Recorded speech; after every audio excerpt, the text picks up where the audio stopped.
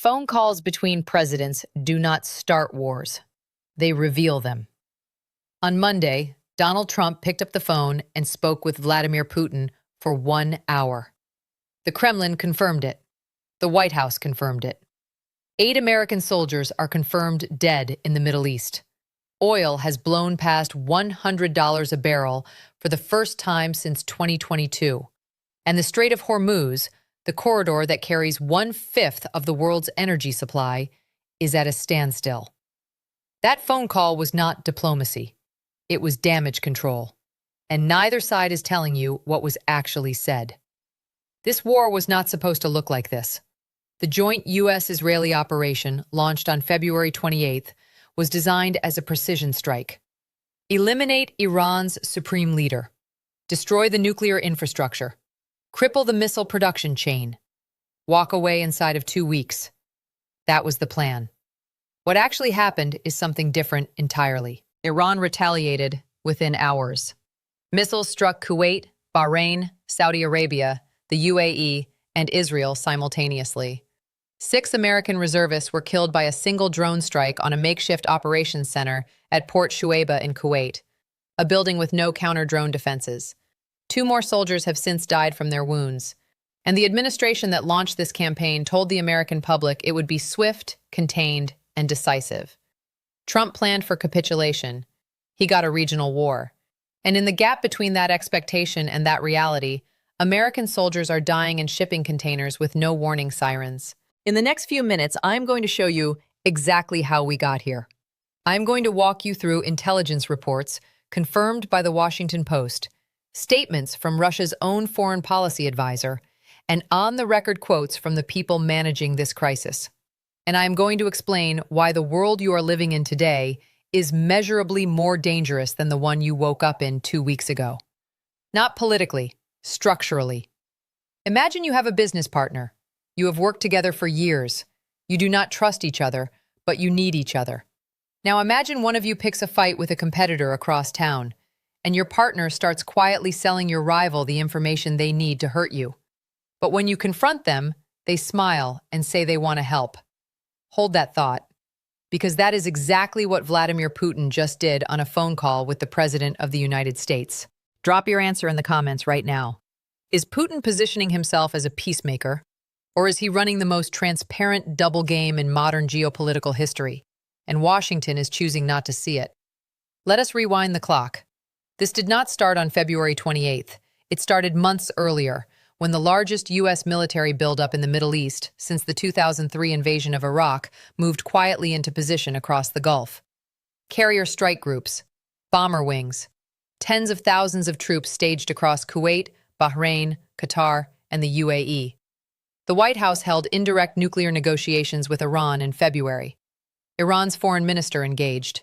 Oman brokered the talks.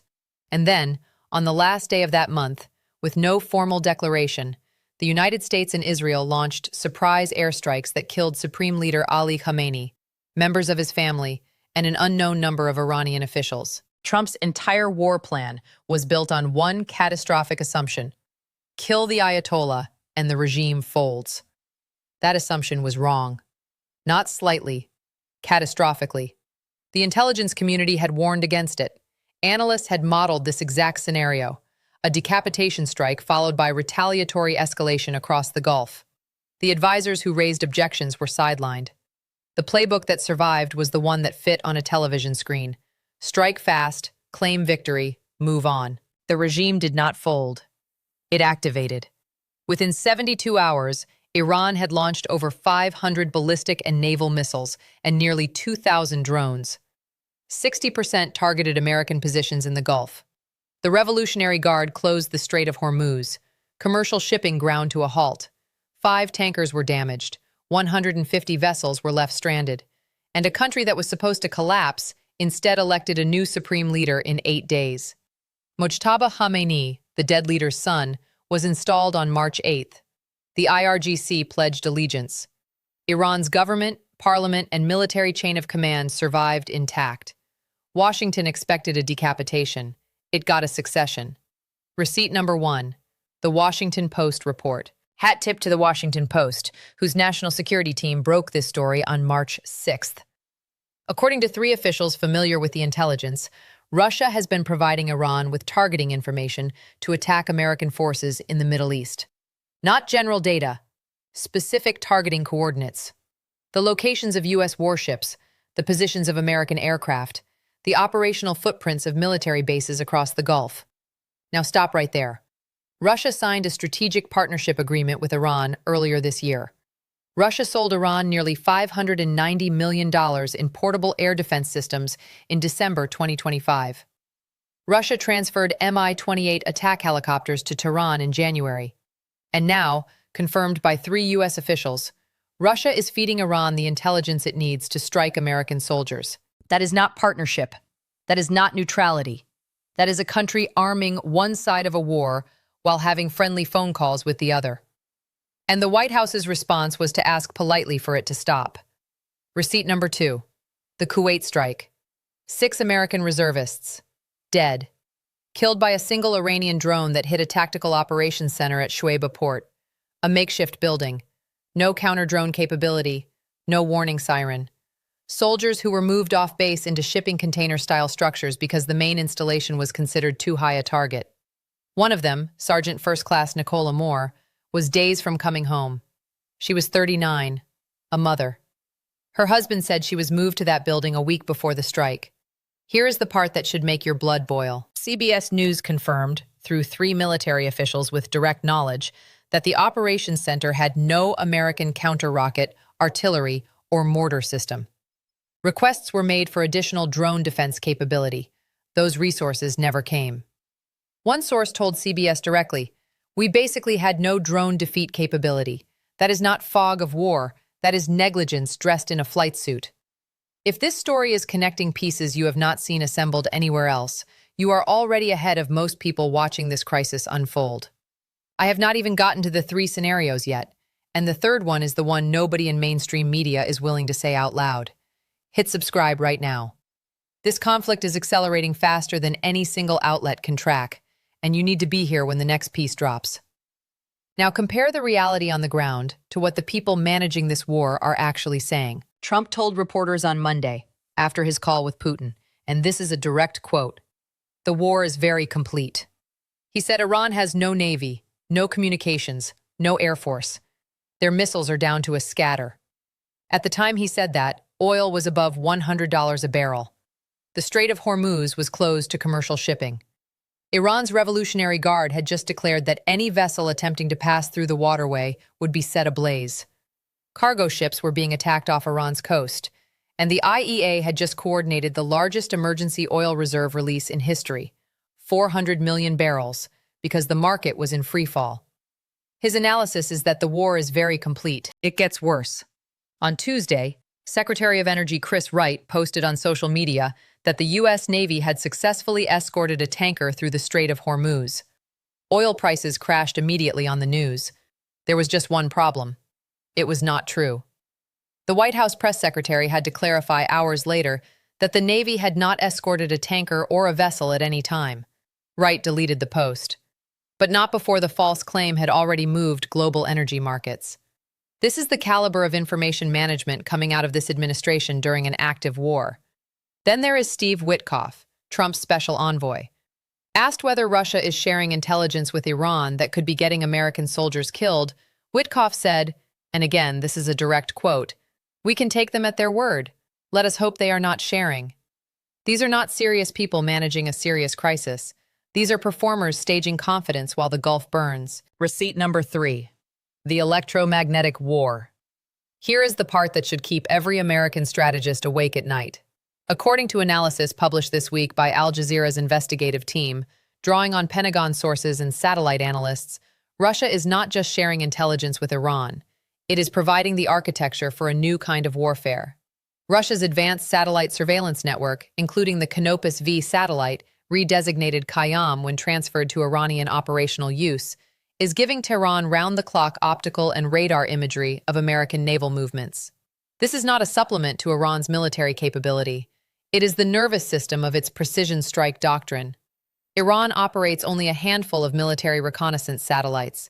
Without Russian feeds, Tehran cannot track fast-moving naval assets across open water. With them, it can. China, meanwhile, has been exporting advanced radar systems, transitioning Iran's military navigation from American GPS to China's encrypted Beidou 3 constellation, and helping Iran build an electronic warfare capability that analysts say may prove more decisive than conventional firepower in the Gulf theater. The drone that hit that operations center in Kuwait did not find its target by accident. Pentagon officials noted that several recent Iranian strikes hit facilities whose coordinates do not appear on any public map. The sourcing is not difficult to trace. This is not the war of 2003. This is not a conflict where you enjoy unchallenged air superiority and your adversary hides in bunkers. This is a war where your adversary knows where your ships are in real time because your so-called diplomatic partner is handing them the data. The operation did not shrink the threat. It metastasized it, exactly as intelligence analysts warned it would. So let us step back and look at what is actually happening beneath the noise. Because if you only watch the press conferences, you miss the architecture. Russia is playing every side of this conflict simultaneously. It condemned the U.S. strikes as unprovoked armed aggression. Its foreign ministry called the campaign a deliberate, premeditated act of aggression against a sovereign state. It called the killing of Khamenei a cynical violation of morality and international law. It proposed peace terms to Trump during their phone call. Putin personally spoke with Gulf leaders, with Iran's president, and with Beijing in the same week. And at the same time, confirmed by 3 American officials, Russia is feeding Iran the coordinates of American warships and aircraft. Putin did not have to choose a side. He chose all of them. On one side, a president who launched a war expecting it to last 4 days and is now entering week 3 with no exit strategy, telling reporters from Air Force One that the enemy has been defeated while oil prices spike and allies scramble for emergency reserves. On the other, a Russian president who made a single phone call and positioned himself as peacemaker, arms dealer, intelligence provider, and energy market beneficiary all at once. Russia benefits from elevated oil prices. Russia benefits from American distraction in the Gulf while its own troops advance in Ukraine. Russia benefits from the fracturing of Gulf state trust in Washington. Every outcome of this war makes Putin stronger, and he did not fire a single bullet. One side governs by rally, the other governs by calculation. One demands loyalty, the other offers leverage. One tears up assumptions, the other builds redundancy. One planned for 4 days, the other prepared for 4 years. Heat versus ice, noise versus architecture, a gambler versus a strategist. There is one image from this week that captures the entire story. Trump stood at a podium in Florida claiming the war was very complete. At the same moment, Putin sat in Moscow chairing a Security Council meeting, having already spoken with the leaders of Iran, Saudi Arabia, the UAE, and China. One side was performing, the other was positioning. Putin did not need to raise his voice to be the most consequential player in this conflict. He just had to pick up the phone. So what does this actually mean for you? Not for diplomats, not for defense contractors, for the person watching this right now. If you drive a car anywhere in the United States, you are already paying for this war. Gas prices are up 17% since the fighting started. Oil analysts have warned that if the Strait of Hormuz remains closed through the end of this month, diesel could hit $4.50 to $5 a gallon, and regular gasoline could reach $4 in most of the country. Every barrel that cannot transit that waterway gets repriced on global markets within hours. That hits your pump, your heating bill, and the cost of every product that moves by truck or ship. If you hold a 401k or any retirement savings, the volatility is not a blip. The Dow dropped over 400 points in the first days of the conflict. Oil above $100 a barrel triggers inflationary pressure that directly erodes the value of fixed income investments. Edward Jones analysts are warning that a sustained disruption could weigh on consumer spending and push the economy towards stagflation, rising prices with slowing growth. That is the nightmare scenario for anyone within 10 years of retirement. If you are a military family, here is what you need to know. Congressional authorization for this war was never sought. The operation, dubbed Epic Fury, was launched under executive authority. There are between 40 and 50,000 American troops currently stationed across 8 permanent bases in the Gulf. Iran has demonstrated it can strike those bases with precision. And the administration's own envoy, when asked whether Russia is helping Iran target those soldiers, said we can take them at their word. If you buy groceries, the World Food Program and economic analysts are warning that the Hormuz closure is disrupting not just oil, but fertilizer supply chains. Nearly 50% of global urea and sulfur exports transit that waterway. Fertilizer shortages ripple directly into food prices within months. This is not a hypothetical. This is the mechanism that drove the 2022 food crisis, and it is activating again right now. Trump did not start this war to lower your gas prices or protect your retirement. He started it because a catastrophic assumption told him the regime would fold on contact. The assumption was wrong. The consequences are already in your wallet. And the man responsible is on television saying, nobody can believe the success. Here is the hard truth. Russia did not want this war. Iran did not want this war.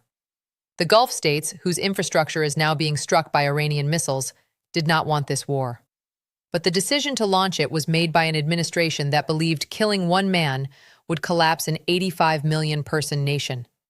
And when that did not happen, there was no plan B. Putin is not emotional about any of this. He is not acting out of ideology or outrage. He is doing what the math demands. Every day this war continues, the United States bleeds credibility, resources, and leverage. And Russia gains all three without firing a shot. This was not a war of necessity. It was a bet. And the House is losing. Where does this go from here? I see three paths. Scenario 1, the managed exit. Trump negotiates a ceasefire through back channels. Iran's new supreme leader accepts terms that preserve the regime's dignity. The Strait of Hormuz reopens. Oil prices stabilize. This is the best case. But even in this scenario, the damage is permanent. The $590 million Russian air defense deal with Iran does not get unwound. The intelligence-sharing architecture between Moscow, Beijing, and Tehran does not get dismantled. The trust of Gulf allies who watched their cities get hit by Iranian missiles because of an American operation they were not consulted on, that trust does not come back. Every nation in the region has now learned that hosting American bases makes you a target. That lesson is permanent. Scenario 2, the realignment. This is the scenario that should genuinely terrify the White House. China, Russia, and Iran deepen their trilateral coordination into something permanent. Beijing is already treating this conflict as a live-fire laboratory. Analysts note that every engagement involving Chinese-supplied weapons systems generates targeting and intercept data that Chinese military planners will study for the scenario they actually care about: Taiwan. Reports indicate Tehran is close to finalizing a deal with Beijing for advanced supersonic anti-ship cruise missiles, weapons specifically designed to threaten carrier strike groups. Saudi Arabia and the UAE, burned by Iranian retaliation they blame on Washington's unilateral decision, begin hedging their security arrangements. The Saudis are already in conversation with Moscow about energy coordination. Energy infrastructure gets rerouted. New pipelines bypass traditional choke points. New alliances form outside the dollar system. Today, roughly 20% of global oil trades are settled outside the dollar, up from nearly zero a decade ago. And once those systems are built, they do not restructure back. The architecture outlives the crisis that created it. Scenario 3, the escalation spiral. This is the one nobody wants to say out loud. Iran accelerates its nuclear program. Russia's own foreign minister warned on March 3rd that the war could produce the exact outcome it was designed to prevent. Not just Iran, but Arab neighbors beginning to seek nuclear weapons. Dmitry Medvedev stated publicly that the late Ayatollah is now a martyr to 300 million Shia worldwide, and that Iran will now pursue nuclear capability with triple the energy. The conflict widens. Lebanon is already absorbing over 500 casualties. Drones have struck Dubai International Airport. You would normally say no rational leader would let this spiral further, but normal left the building a long time ago. And there are no more guardrails. Here is what I know for certain. Regardless of which scenario plays out, the strategic landscape has already shifted beneath our feet.